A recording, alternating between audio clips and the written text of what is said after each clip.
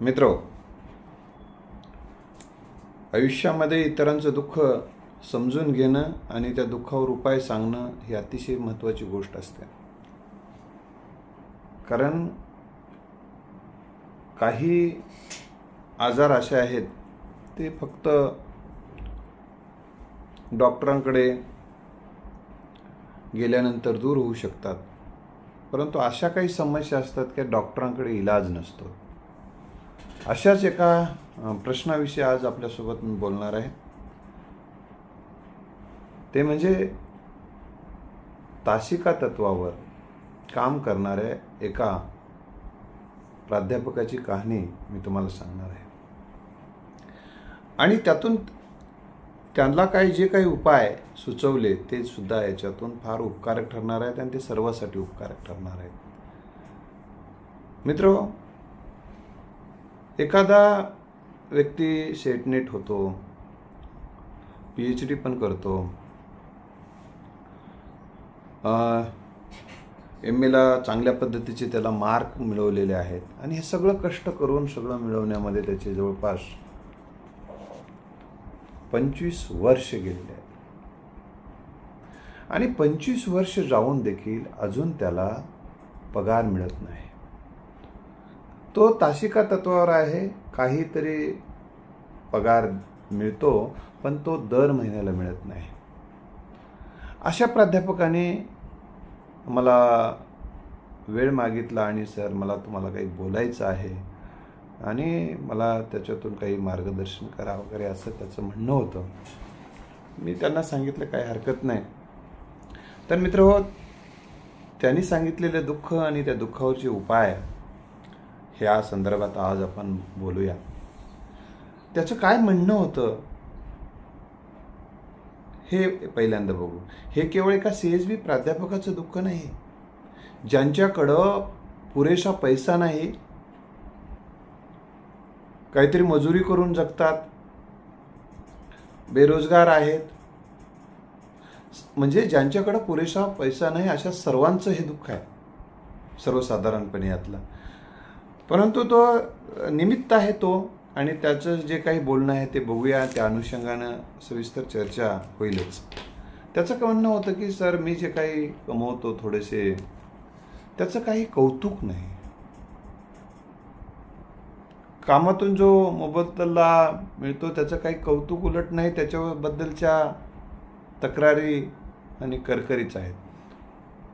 मी म्हटलं, त्याला तक्रारी कोण करतंय, करकर कोण करते? सर, माझं लग्न झालंय. म्हटलं, लग्न झालंय की केलंय? नाही, आता ते झालंय म्हणा किंवा केलंय म्हणा, पण झालं, ते लग्न झालं आमचं, केलं. आणि मग लग्न अगोदरही तुझं काय अवस्था होती? त्याने सांगितले, लग्न अगोदरही मी 2-3 वर्ष CSBवरच होतो, पण तेव्हा एवढा ताण नव्हता. आईवडील हे सर्व समजून घेत होते, पण आता समजून घेण्यासारख्या जगात कोणी राहिलं नाही, असं त्याचं मत नव्हतं. मग आता त्याचं म्हणणं आहे की आता मी जीवनाला कंटाळलेलो आहे, उदास झालेलो आहे, निराश झालेलो आहे. सतत टोचून बोलतात. टोचून बोलतात म्हणजे कोण बोलते? मला बायको बोलते. बरं, तिला तिच्या ज्या काय दैनंदिन जीवनातल्या गरजा भागवण्यासाठी जर पैसे दिले नाही तर बोलत असेल बाबा. म्हटलं, नाही, ते आता जितकं आहे तितकंच देईल ना, म्हटलं मी. पण ते अपेक्षा प्रचंड, अपेक्षांचा डोंगर असतो आणि टोचून बोलण्याचाही डोंगरच असतो सर. म्हटलं, आता नवं काही करण्यासाठी वेळ मिळत नाही, कारण कॉलेजमध्ये पिरियड घेऊन आता आणि दुसरे कामं लावतात. म्हणलं, नॅकच्या नावाखाली, इतर कोणत्याही नावाखाली, आणि काही दुसरं काही काम करायला सुद्धा आता एक मानसिकता राहिली नाही. किंवा PhD, नेट, सेट, अमुक सगळं असा बायोडाटा आहे सर. म्हटलं, आता मला काम असं दुसरं इथे फारसं करावं वाटत नाही आणि ते वेळ मिळत नाही. तिथं कामाला त्या वेळेत जावं लागतं. मग इकडे कामं आले की ते एक करूनही बघलो, म्हणलं सोडून द्यावं लागलं. म्हणलं, तिकडे जर समजा कॉलेजला जर गेलो नाही, समजा माझे 2 पिरियड घेतले की जर आलो आणि मी येणार नाही म्हटलं तर पुढच्या वर्षी मला नोकरीत घेणार नाहीत म्हटलं. कारण CHBचं कसं असतं तुम्हालाही माहीत असावं की त्याची टेम्पररी अपॉइंटमेंट असते. एका जोपर्यंत पिरियड चालतात तोपर्यंतच त्याची अपॉइंटमेंट असते. त्यानंतर त्याला सही पण करू दिली जात नाही. आणि तरी पण त्याला परीक्षेचे कामं वगैरे करावे लागतात, म्हणजे गार्डिंग वगैरे अशा गोष्टी असतात. म्हणजे 2-3 महिने त्याला काहीच मिळत नाही अशी वस्तुस्थिती आहे. बरं, ते पैसे जे मिळतात म्हटलं त्यानं की जो पगार दर महिन्याला जे काही पैसे येतात देऊ शकत नाही, कारण गव्हर्नमेंटच देत नाही तर कॉलेज देण्याचा काय प्रश्न आहे, कॉलेजला दोष देण्यात काय अर्थ नाही म्हटलं. आणि त्याला खूप वेळ लागते. मग कोणाचे तरी पैसे काढतो म्हटलं मी, आणि पैसे काढून ते मी जगतो म्हटलं. मग त्याचं व्याज होतं. व्याज आल्यानंतर ते काढलेले पैसे व्याज ते कमी पडतात, अजून व्याज तसंच राहते, काही कर्जही तसंच राहते. आणि यामुळे आणि घरातूनही असा काही सपोर्ट नाही मानसिकदृष्ट्या. मानसिक खूप वीक झालो म्हणलं. आता कशातच आणि कोणातच आता मला रस वाटत नाही. आता यातून बाहेर येता येईल की नाही असं त्याचं एकंदरीत म्हणणं होतं. आणि तो अतिशय उदास निराश झालेला होता. मित्र, अशा सिच्युएशनमध्ये सापडलेली माणसं यांना मार्गदर्शन करणं अतिशय गरजेचं असतं. आता अशी माणसं काय करू शकतात? बऱ्याचदा व्यसनाधीनतेकडे जाऊ शकतात. कधी कधी आत्महत्येसारखे मार्ग सुद्धा अवलंबताना दिसतात. अशी वेळ जर या समाजातल्या काही घटकावर येऊ नये असं वाटत असेल तर त्यांचं समुपदेशन होणं, त्यांना योग्य गायडन्स मिळणं अतिशय गरजेची गोष्ट असते. मग त्यांना मी सांगितलं, मग आता तुझा वेळ कसा जाते बाबा? काही नाही, सकाळी रात्री लवकर झोप येत नाही म्हणला. उदास निराशतेनं ताण तणाव, वेगवेगळे विचार येतात, वेगवेगळे स्वप्न पडतात, आणि सकाळी लवकर उठाव पण वाटत नाही. कसं तरी उठायचं, कसं तरी पिरियडला जायचं, असं सगळं चक्र चालू आहे. तर मित्र, हे जे दुःख आहे आणि कोणाला समजून घेता येत नाही. बाहेरच्या लोकांना तर हा प्राध्यापक काय वाटते म्हणलं.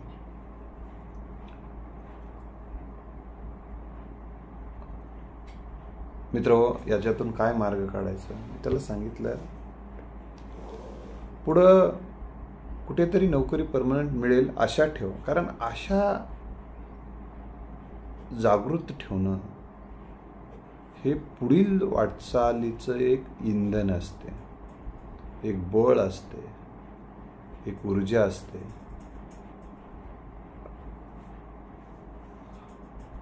निराश झालात तर मग हे सगळं काहीच दिसत नाही.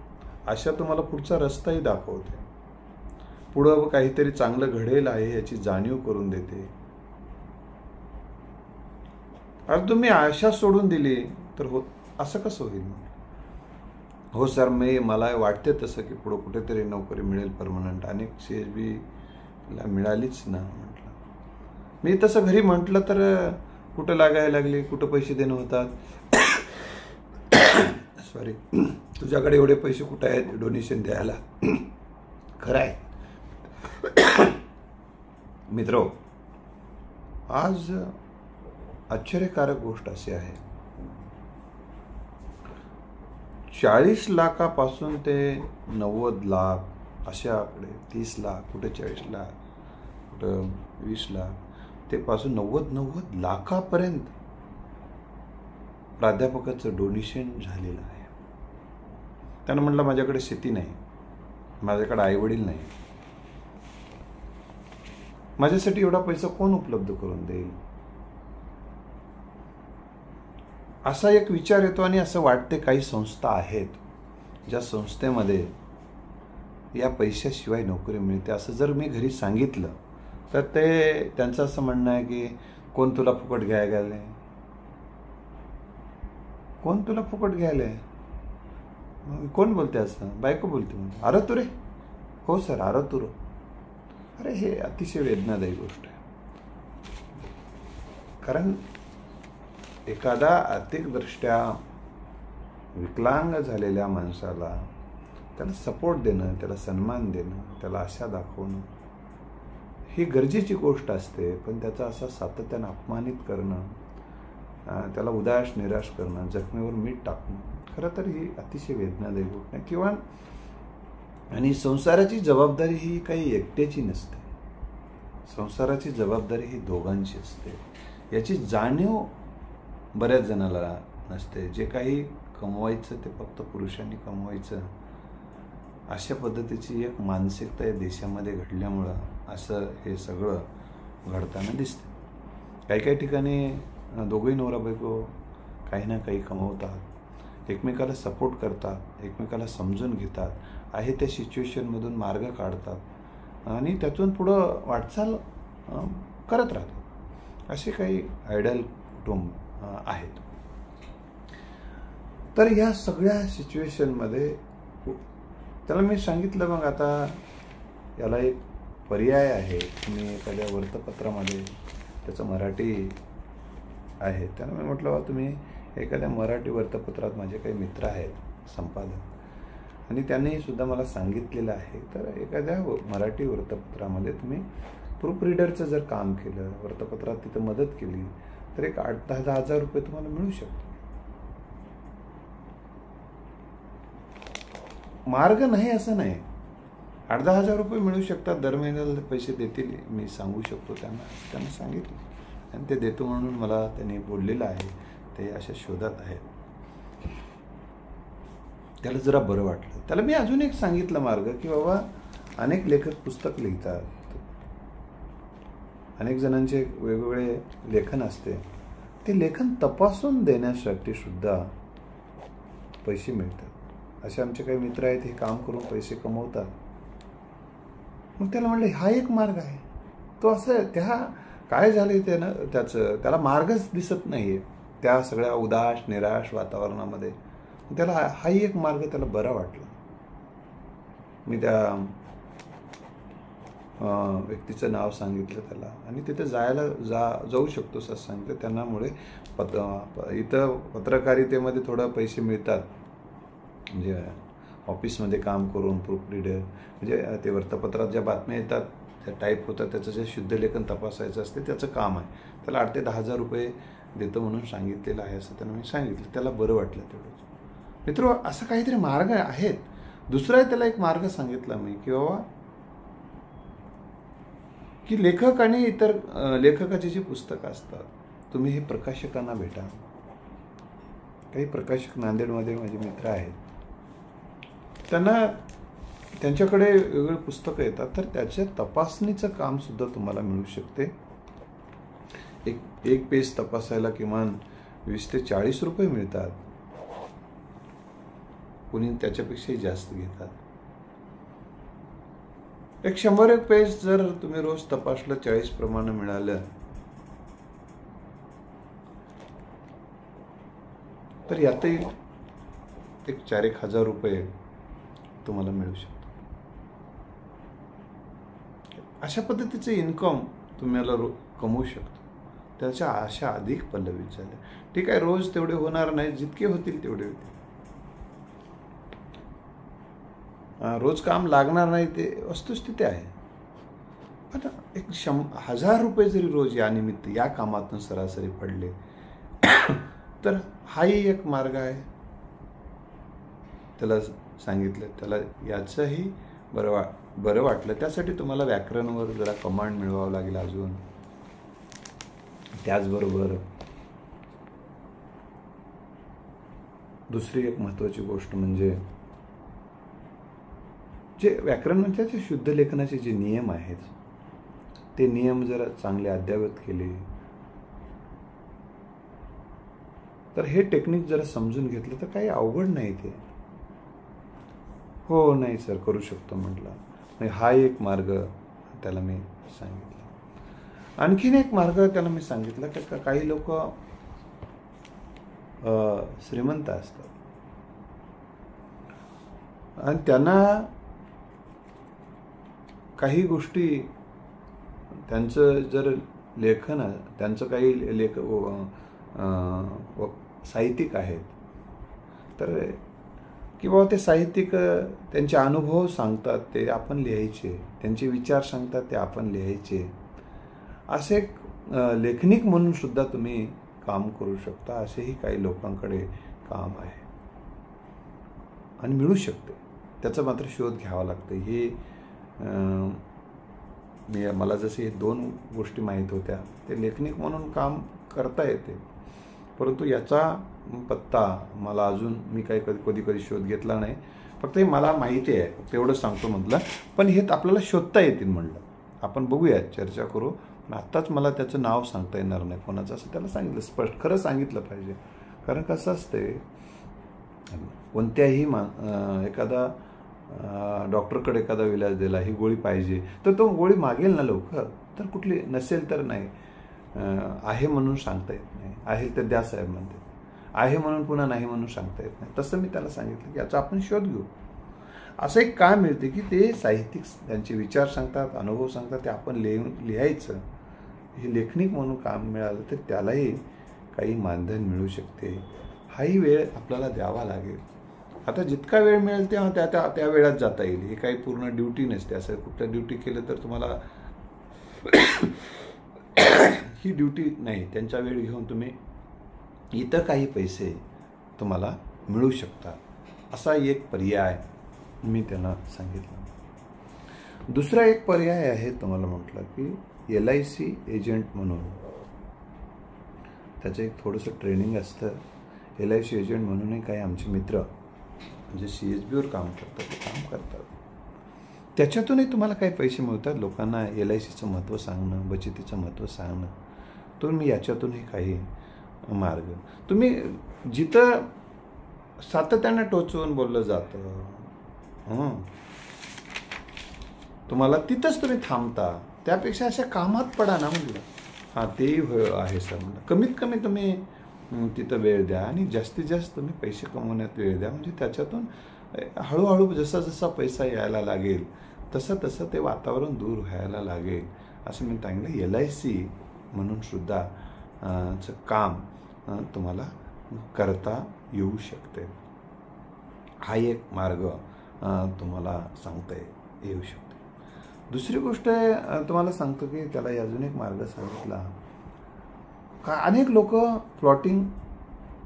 प्लॉटच्या शोधात असतात आणि अनेक काय असतं तिथं, त्याला तेही मार्ग सांगितला मी. तिथं बघा म्हटलं. मला ते काही अनुभव नाही, तरी पण सर्वसाधारणपणे 1-2 एकर काही जण स्वतःच्याच शेती असेल किंवा शेती घेऊन प्लॉटिंग पाडतात आणि त्यांना तिथं प्लॉट विकणे आहे अशा पद्धतीचे पाटी लावतात आणि तिथं ऑफिस टाकून बसतात. म्हणून तिथं त्यांना भेट घ्या तुम्ही आणि त्यांना सांगा की मी ग्राहक आणलं तर मला तुम्ही किती पैसे देता, एक ग्राहक आणलं तर. मित्र, तुम्ही आणि ग्राहकाचा शोध, प्लॉट कोणाला पाहिजे आहे का, चांगल्या ठिकाणी आहे साईट म्हणून वेगवेगळे WhatsApp ग्रुप आहे, आपण वेगवेगळे मेसेज पाठवतो. तर असा जर मेसेज टाकला आणि कोणी जर फोन केला तर त्यांना साईट दाखवणं आणि त्या साईट दाखवल्यानंतर तो तुम्हाला त्या प्लॉटवाल्यांना सांगितलं की मी ग्राहक नेलं आणि त्याच्यातून जर तो प्लॉट समजा एक 40 लाखाचा प्लॉट विकून दिला तुम्ही, तुम्हाला नक्की एखादा ₹1,00,000 तरी किमान देतो. हाही देऊ शकतो इकडला जो घेतोय आणि तो देतोय, तो त्याच्याकडूनही काही पैसे दिले जातात. हाही एक उद्योग तुम्हाला करता येऊ शकतो. असे म्हणजे हे सगळं सांगण्यामागचा हेतू काय होता माझा, की त्याला पैसे मिळवणारं सांगायला पाहिजे होतं ना. तरी त्याचबरोबर असे अनेक मार्ग तुला मी पुन्हाही सांगतो म्हटलं तर थोडंसं तू आता या मार्गाचा आधी शोध घे. या जितकं हे सगळे मार्ग आहेत त्यातले सगळेच करता येतील असं नाही. काही मार्ग करता येतील, काही करता येणार नसतील, तरी शक्य तेवढं तू बघ.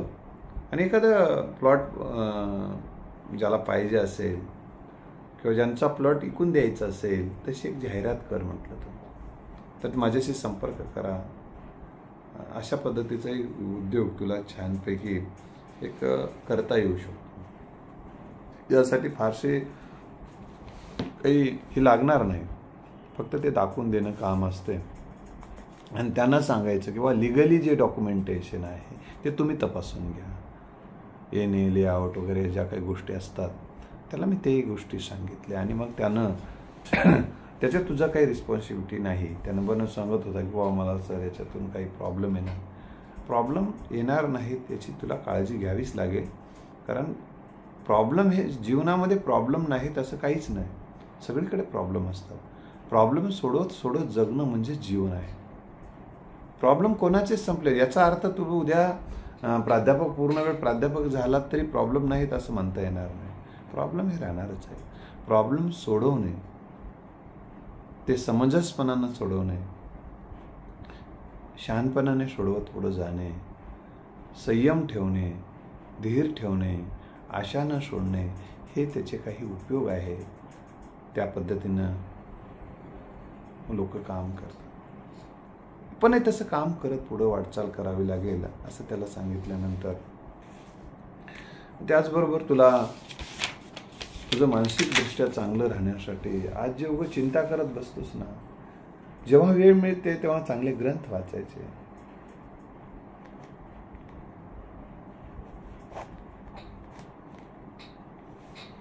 चांगल्या मित्रांच्या सहवासात जायचं,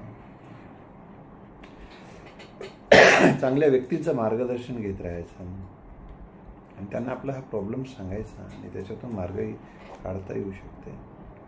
फक्त कामाची लाज तुम्ही बाळगू नका.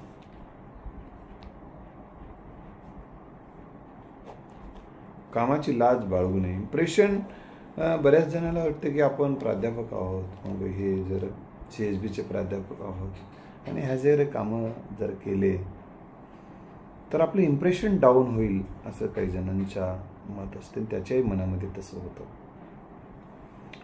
तर मित्र, या सगळ्या प्रश्नांची उत्तरं देण्याचा मी प्रयत्न त्याला केलेला आहे. त्याला चांगले ग्रंथ वाचणे, चांगले प्राणायाम कर म्हटलं, योगासन प्राणायाम थोडा वेळ, त्याच्यातूनही मानसिक शक्ती तुझी वाढेल.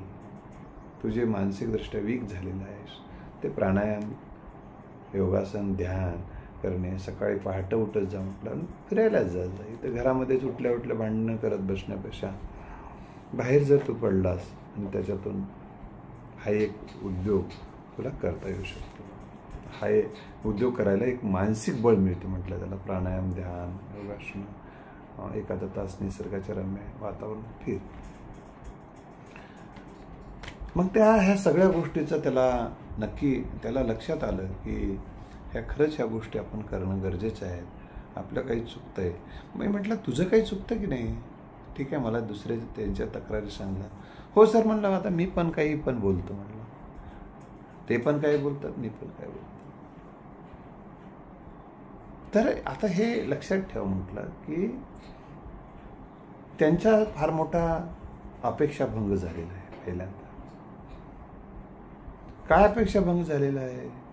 तुम्हाला देताना त्यांनी सांगितलं मी त्याला की तुला प्राध्यापक म्हणून दिलेलं आहे त्या मुलीला. हो खरं आहे सर मला. प्राध्यापक म्हटल्यानंतर एक प्रकारचं पगार, गाडी, बंगला हे सगळं स्वप्न मुली पाहतात म्हटलं. आणि हे कदाचित त्यांना जाणीव दिली की नाही की माहीत नाही, पण ठीक आहे तरी सांगितलं असेल म्हटलं 1-2 वर्षात पगार सुरू होईल. आता त्यांना सांगितलं की 7-8 वर्ष होऊन गेली म्हटलं पगार नाही. मग त्यामुळे त्यांची चिडचिड त्यांचा होणारच म्हटलं. कोणाला एक मुलगी एक मुलगा त्याला आहे. त्यांनी सांगितलं मला एक मुलगी आणि एक मुलगा आहे आणि ह्या मुलगी आणि मुलाच्याही अपेक्षा आहेत. त्याचे शिक्षण आहे. त्यांना इंग्लिश मीडियममध्ये टाकायचं होतं म्हटलं पत्नीला. मग आता इंग्लिश मीडियम टाकलं तरच फार पुढं जातात मुलं असं तिचं म्हणणं आहे आणि त्याच्यातच फार मोठी संधी आहे. आणि इंग्लिश मीडियम जर नसेल तर काही आयुष्य उद्ध्वस्त झालं माझ्या लेकराचं आणि मला आता हे मराठी मीडियममध्ये शिकावं लागते असं ती म्हणते म्हटलं. मग त्यांना हे समजून सांगावं म्हटलं की तुम्हाला त्यासाठी अनेकांची चरित्र वाचावं लागते. उद्योजक असतील, व्यापारी असतील, व्यावसायिक असतील किंवा वेगवेगळ्या पदावर आज गेलेले अनेक प्राध्यापक आहेत ते मराठी मीडियममधून शिकलेले आहेत. अनेक कलेक्टर सुद्धा अनेक मराठी मीडियममधले आहेत. तहसीलदार, तलाठी, ग्रामसेवक मराठी मीडियममधले आहेत. तुम्हाला हे सगळं अभ्यास करून यादी सांगावं लागेल म्हणजे. या सगळ्या गोष्टीचा आणि 10वी आणि मराठी मीडियममध्ये शिकलेले सुद्धा डॉक्टर झालेले आहेत हे सुद्धा त्यांना जाणीव करून दिलं पाहिजे. 10वीपर्यंत मराठी मीडियम, त्यानंतर सायन्स घेतलं, सायन्स 11वी 12वी, आणि त्यानंतर पुन्हा डॉक्टर झाले म्हणलं. असे अनेक लोक आहेत. मग पुन्हा MBBS करू. आता नीट एक्झाम आलेली आहे, ती पण देता येते. तर ही याला काय आड, त्याचं डॉक्टर होण्यासाठी हे काही मराठी मीडियम आड येणार नाही. इंग्रजीवर कमांड ठेवलं, सायन्स चांगला अभ्यास केला, रात्रंदिवस कष्ट केले, तर घरामध्ये तुम्ही असं जर वातावरण ठेवलं तर हे चूक राहील. तर हे ह्या गोष्टी केवळ त्यांना मार्ग दाखवणे याच्याशिवाय दुसरा पर्याय नाही.